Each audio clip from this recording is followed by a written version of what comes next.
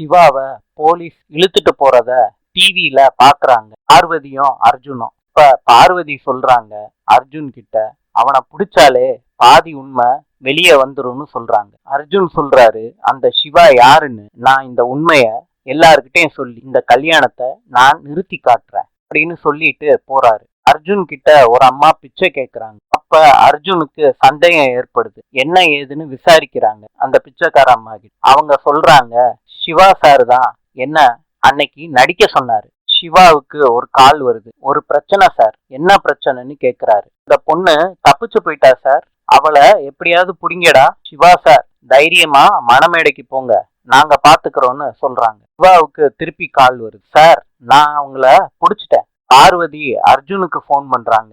ஏன் இன்னும் கல்யாண மேடைக்கு நீங்க வரலன்னு கேக்குறாங்க. அதுக்கு அர்ஜுன் சொல்றாரு, நான் உண்மையான ஷில்பாவை தேடிக்கிட்டு இருக்கேன். இப்ப பார்வதி சொல்றாங்க, நான் கேள்விப்பட்டது உண்மைன்னா குன்றத்தூர் குடவுன்ல இருக்காங்களாம், நீங்க தேடி போய் அவங்கள கூட்டிட்டு வாங்கன்னு சொல்றாங்க அர்ஜுன் கிட்ட. போனை கட் பண்ணிட்டு அங்க போறாங்க அர்ஜுன். எல்லாரு கூடயும் சண்டை போடுறாங்க. இப்பயும் அர்ஜுனுக்கு பார்வதி போன் பண்றாங்க. எங்க இருக்கீங்க அர்ஜுன்? பார்வதி, அந்த பொண்ணை நான் சேவ் பண்ணிட்டேன். அர்ஜுன், முகூர்த்த நேரம் நெருங்கிக்கிட்டு இருக்கு, சீக்கிரத்துல கூட்டிட்டு வாங்க. பிரியா கழுத்துல தாலிய கட்டிட போறான். தாலிய பிரியா கழுத்துல கட்ட போறப்ப அர்ஜுன் வர்றாரு. இன்று பூட்டானின் நாணயம் இந்திய ரூபாய். நாளை சந்திப்போம்.